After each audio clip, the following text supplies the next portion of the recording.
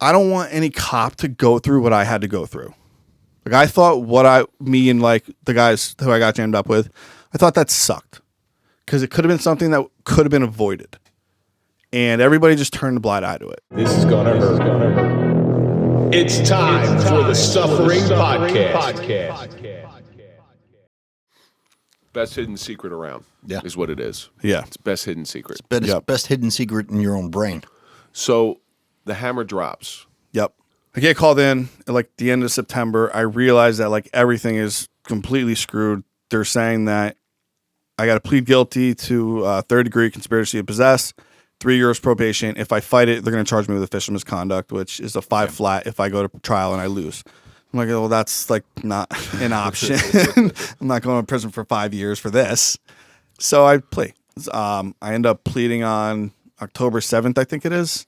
That's my son's birthday. I pleaded the worst day of my life. Wait, give it 5 more years. It'll probably be the worst part. So I take the plea. I plea. 2 days later, I start my sobriety journey. I'm out with one of my friends who I worked with. He asked me to go out just to make sure I was okay. Because this was like public. Like, we were in the paper. Guys who I worked with, like at this time, like video court was like the thing because of the COVID. So like people were like eating popcorn, like getting off to like the worst day of our life. Like guys we worked with, you know what I mean? So he calls me, wants to make sure I'm good. So we go out to ShopRite and I sit down and the usual, like, give me a Blue Moon, give me a shot of Jameson. And I like drink the Blue Moon and I like go to take the shot and I'm like, no. So I like push the shot away and that Blue Moon was the last drink I've had. October 9th, 2020. Why? So I started going to Bottles and Badges meetings, which is an AA support group for I know what it is. first responders. And I had been to a couple of them, and actually, no, I lied. The first one I ever went to was the Tuesday before I pled guilty, the day before I pled guilty. Something must have stuck in there with me because like the theme of like these meetings is like my life got so much better when I stopped drinking. It's the best thing ever. Not drinking has made my life so much better. And like, mind you, like the first time, like that first meeting that I went to, like I had a glass of wine behind my computer as I was on this meeting. And I didn't drink the wine, and I ended up pouring that glass of wine out after the meeting. Something like that must have stuck. And especially because the first person who I called after I pled guilty was the first guy that I met in the meeting, a guy named Dave. He was my first phone call after I pled guilty because I had kind of spoken to him, gave him like the rundown of like, I'm not a cop anymore, or at least I'm not going to be a cop tomorrow anymore. So he's like, call me right after tomorrow. I want to make sure you're good. So like he was like one of the first phone calls I had made. And I guess like something stuck with me because I'm like, let me start to see like if being sober is like all that worth it.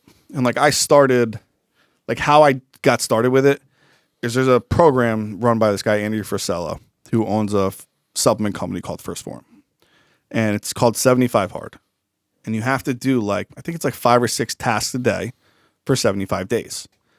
It's like workout twice a day, 1 workout outside, drink a gallon of water, read 10 pages of like a self-help, like positive book, do one more thing, and don't drink for 75 days. Sounds like a good program. So I start doing this program, but I fail like after like, a week, 2 weeks, 3 weeks, I ended up like, not doing something. So I'd fail. But the one thing that I kept doing every single day is not drinking. So as this is happening, I'm still going to these online AA meetings. I'm still in therapy.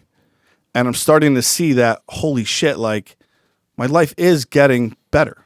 Things are getting clearer. Things are getting clearer. I look better. I feel better. My relationships around me, for the most part, are getting better. Mind you, like So you didn't fail. no. That's a good way to look at it. You did not fail. No, that program, attempting to do that full program, turned my life around. Because I think that program is set up. The other stuff is the hard stuff. The not drinking stuff is actually the easy stuff because you're doing something and you don't have to do something. Right. It's really a diversion from drinking then. That's it. It's actually a very good way to put it because, like, one thing that you have to do is take a progress picture every single day. And that was something I was also doing. And mind you, like I've always been into working out. Like physical fitness is a very big part of my life. Well, before you took the progress picture, you should have manscaped. I heard good things about Manscaped. Manscaped. I mean, they became one of our sponsors. TSP is a 20% discount. You can go to manscaped.com. That would have been better, but I'm assuming you weren't supposed to be fully nude. I would have taken the progress pictures fully nude. Shirtless. Bottomless, too. It doesn't matter. Yeah. It's all the same. You could use the Body trimmer. The lawnmower? yeah, the lawnmower will You could take use care a of your lawnmower to take care of your Ceramic chest hair blade. and all that stuff. I'll tell you, I'm looking forward to the ceramic blade because the nips. The nipples, yeah. It's Ooh. sensitive. Yeah. Ooh. You don't want to cut those. No. As I'm taking these progress pictures too, I'm noticing like my body's changing it, but like my training is the same. You know what I mean? Like my eating for the most part is the same. But like I noticed like I look back on pictures when I was like in my like prime of drinking and like my face is so fat and so bloated. And like my whole body's just like I'm Bloated, a yeah. bloated ball of water. You're retaining water. Yeah. So much. And I was like, I look back and I'm like, I thought I looked good there. Like, and I compare pictures of now, not a balloon of water and sweating out booze every single day. And I just like, I don't see a reason to go back to drinking. You know, like there's just all the talk about like your life is going to get substantially better. It's not bullshit. Like for me, it's like, it was really true. There's two questions. First question I have for you, what is so different now? You said you had moments of sobriety in the past. Right. You thought you had it beat. What's different about now than then? The biggest factor, there's a 2-year-old. No, give me the smallest one. There's Whatever you a 2-year-old that like relies on me. Oh, there you go. You know what? That'll do it. That's fine. You know. You can usually pick them up right on the street corner too. And and I'm so thankful that hopefully this guy will never see me drink. And I know you should never say never, but They mimic your behavior, man. it is insane. And it's funny because like so I drink like a ton of seltzer. That's my go-to seltzer. I love seltzer. And I'm just thinking about this now actually because it's true.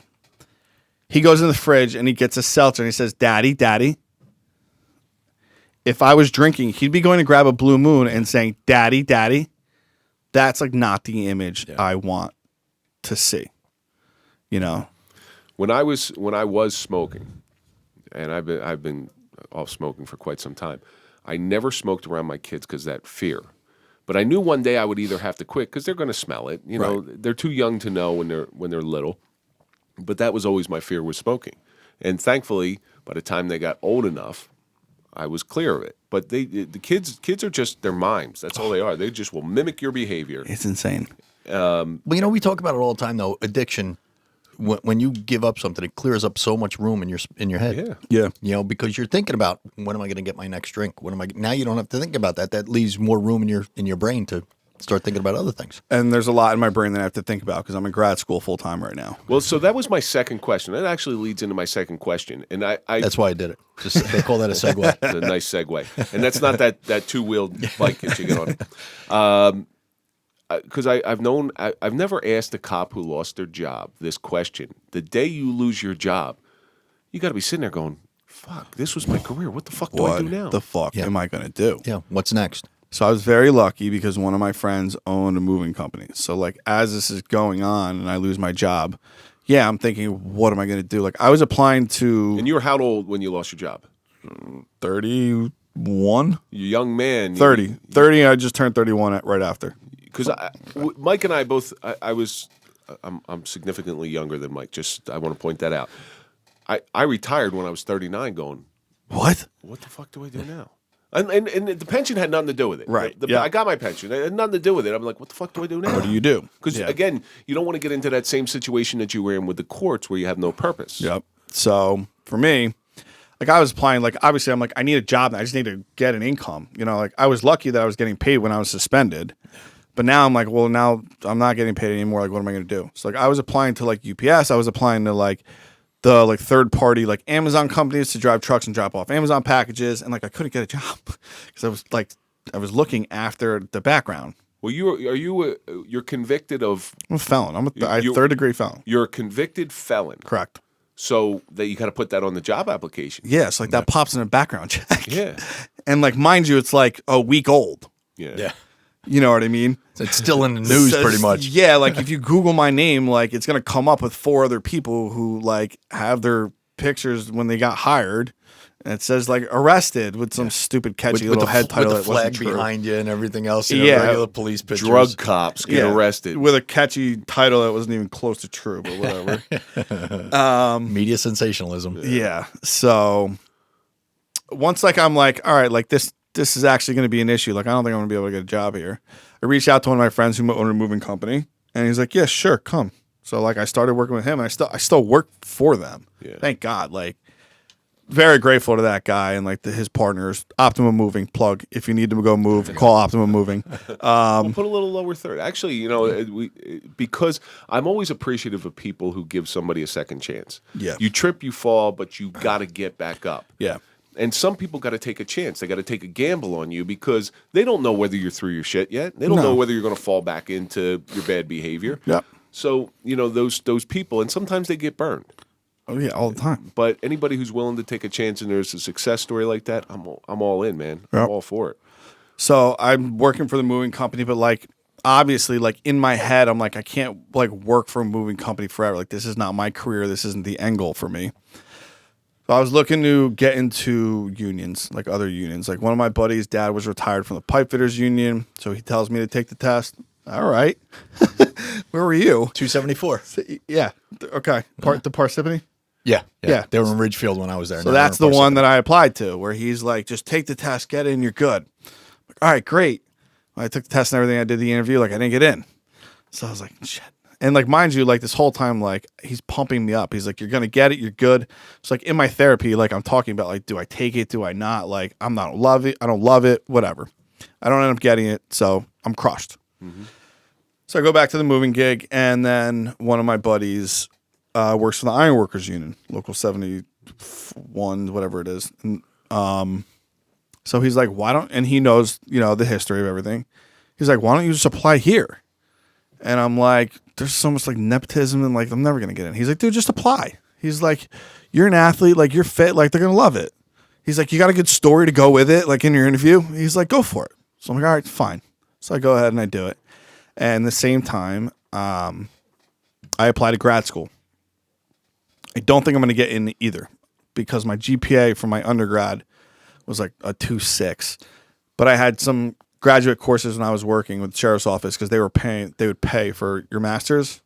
So like a year before I got jammed up, I went back to get my master's in criminal justice. Stopped going when I realized I was losing my job. But so I had some master's. Yeah, so I had some master's courses under my belt that like made up for the GPA, the crap GPA in my undergrad. So I ended up getting into both. And so you got into Ironworkers. I got accepted into Ironworkers. Yeah. Very nice. Like, so like now everything that I lost, my pension, my good pay, my benefits, everything was just handed back to me. And it's crazy because I did the math on how long it would take me to hit top pay in the Ironworkers Union. I would have hit top pay faster starting in the Ironworkers Union when I did than had I just stayed on my path with the sheriff's office. Because they moved it like a 15-step program. Yeah, like their top pay in the Ironworkers Union was quicker to the top than it would have been had I just never gotten jammed up.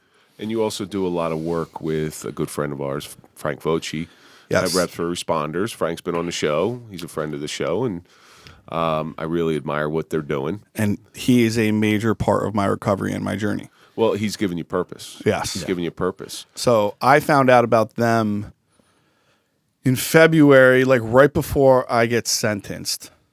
I reach out to Frank, and my therapist had turned me on to them.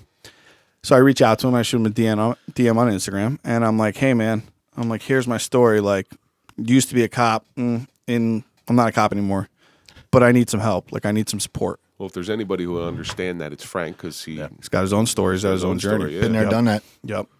So he says, "Come on in." He's like, "You're just retired early, in my opinion." So I started getting involved with them, and I go to their meetings. They're run Sunday nights on Zoom, 7 p.m. Eastern time. Was there any animosity towards going back into a law enforcement field? I get this I've gotten this question a few times, like, why are you like still like You're still trying to hold on. Yeah. So no, like I was never, and I really don't care what anybody thinks about it either. Like you could call me a whacker, you can call whatever you want to call me. I don't give a shit. Frank and Reps for Responders has given me a ton of purpose because when I got involved with them, I was more mad and angry that like I don't know if those are the right words to use, but that like no one ever like said anything or like tried, look, I'm a big boy. Like I made my bed, I lied in it. I had to dig myself out, but like there were writings on the wall that like this kid is like not okay. Like he's like pushing the limits way too much. If you didn't know that like I was drinking like excessively, like you're literally the worst cop in the world. You have no business having a badge and gun if you couldn't figure out like what my group of friends was doing. And everybody did because like there were nicknames for us like at work that like pretty much describe what we were doing. And everybody just turned a blind eye to it. So when I found out like what Reps for Responders was doing and like how Frank was like trying to help cops with like, substance abuse issues, I'm like, I don't want any cop to go through what I had to go through. Like I thought me and like the guys who I got jammed up with, I thought that sucked because it could have been something that could have been avoided. And everybody just turned a blind eye to it. And I didn't take the responsibility to get myself the help that I needed either. Again, like everything is on me. But it could have been avoided. So when I heard like what he was doing and when I started getting involved and I started going to the meetings and I started going to the events that he was running, I'm like, I really want to help out. Like I don't want cops or any first responder to have to go through what I went through because it sucked. So that's why I'm involved. Like I legitimately don't want to see guys get jammed up. Now, if you had the chance to speak to someone, either yourself, your younger self, or somebody like you in the Reps for Responders world, and you see them going, you see it, you see the signs, and now you have that burden of knowledge. What kind of advice do you give them now from what you've learned?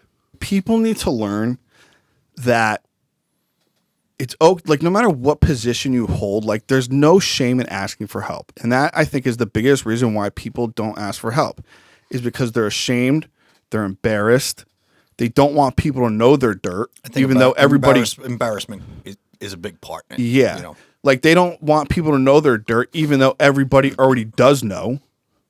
So they just think that they can handle it themselves or just ignore it completely, and It's a shame. I mean, that was it with me. Like, you don't think I knew like doing drugs was bad?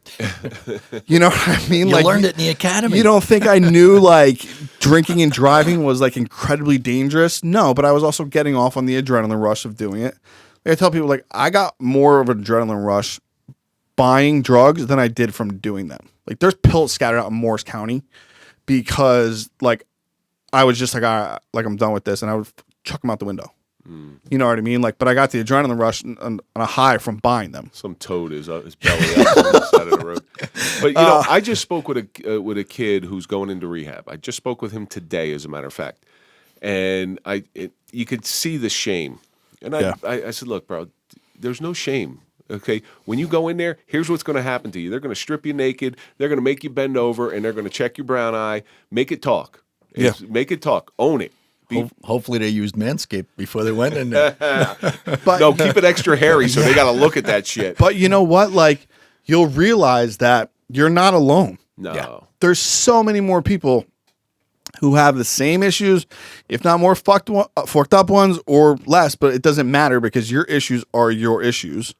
You know what I mean? It doesn't matter what other people have going on. Like, just because you think somebody has it worse, like that doesn't mean that what you're going through should be minimized. Well, also that and some people who you think have it all together are just better at hiding it. Exactly. Yeah. So like there's this big community of sober people out there, I promise you, that are out there that want to help. And went through the same shit that you did. Yeah. And that's part of the reason why I've chosen to like be open and loud about like being a former cop, getting arrested, and being sober now. Because I want somebody to DM me or call me and be like, I heard you on so-and-so's podcast. Like, can I talk? Yeah. Like, can I pick your brain about something? Like, this is what I have going on. And it's happened before. Yeah. Well, I can attest to what you're saying because sober life is so much better than drunk life. Yeah. By far. the good things that you have coming your way will never come while you're under the influence. No. Never. And I tell you what, like, do I wish I never got jammed up? Do I wish I like could have like gotten sober and been a cop? Yeah, because I would have been a good cop. But things played out the way they did, and I'm so thankful for it. Like I said, I'm in grad school now, going to school to be, I'm going to be a therapist. I want to specialize in trauma, PTSD, substance abuse, addiction. Like, that's what I want. So I'm going to school, Rutgers graduate program, 2-year program. I'm a year in. I just finished up my second semester today. Tomorrow the semester ends. Take some summer courses. In the fall, I start my practicum where I'll intern at a substance abuse facility. Next spring is full-blown internship. Boom, done with grad school. Do you I have start one my set career. up? Yep. You do? Okay, good. Yeah. Good for you. 'Cause we can hook you up if you don't. Yeah. I was lucky. So the school will place you, but they'll place you in like vocational, like rehabilitation stuff, like career counseling. So I went out and I made some phone calls, and I was able to place myself at a substance abuse facility. All right. If you ever need any help with getting into place, we have some hooks in that Appreciate that area. Now, where can we find you? So my Instagram handle is NickR_RFR4. There'll be a link to it in the show notes as well. Perfect. And then also Reps for Responders is just at Reps for Responders. Just look on our Instagram. It's there. I like all that stuff. Yep. I do. So we're coming to the end of this thing, Nick, and I try to end the show the same way every time because there's always a lesson in suffering. You've gone through, I think, every cop's worst nightmare. And listen, every cop's first, there's 2 worst nightmares. Number 1, not coming home, and the second one is losing your job. I think losing your job is worse than not coming home. Because because if you don't come home, you don't know if you lost your job or not. Exactly. So what do you think that's taught you? Like I said before, like, it's okay to ask for help. Like, I've had to ask for more help. Like, when that first time that I asked for help, I thought it would be the last time that I had to ask for help. And then I realized that I had to ask for help again. And I had to ask for help again. But the more I started asking for help, the more comfortable I was. And the more I realized that it's okay, that if you can't handle something, like, raise your hand, reach out to somebody who's been through it, who can help you out. Because no one cares. Like, no one cares. All people want to do, the people that are close to you, they just want to see you better. No one's going to care that you need help with something. That's it. I think that's very well said. Like, no one cares. Just work on yourself, get better, ask for help. If you think you need help, you need help. You need help. You need help. Absolutely. That's the lesson. That's the vulnerability of life. Nick, I can't thank you so much for coming in here today, telling your story. Dude, you're a good man. You really are. I appreciate you guys having me on here. And whether you're still an active law enforcement or not, you're always going to be in our circle. Listen, you're always part of the Suffering Podcast family now, so I don't know whether you want that. That might not be what you wanted. I'm glad to be here now. You may have lost the family that you wanted and gained the family that you didn't want. Or the family that I need. Thank you so much for coming in. Absolutely, guys. Thank you. And that's going to do it for this episode of the Suffering Podcast. As always, let's think about all the stuff that we learned. No purpose can destroy your life. Hard decisions may save someone's life. You can justify almost anything. Perceived failure can be actually victory. There's no shame in asking for help, but most importantly, second chances are rare, but they're out there. And that's going to do it for this episode. Don't forget, you can get your free digital business card. Yeah. Go to popple.com, get your digital business card, put in TSP20 for a 20% discount. Don't forget to visit manscaped.com, put in the code TSP for a 20% discount there. Follow us on all social media, LinkedIn, Facebook, Twitter, TikTok, Instagram. Follow Mike at Mike_Failace. Follow me at Real Kevin Donaldson. And, of course, follow the Suffering Podcast. And we'll see you on the next episode.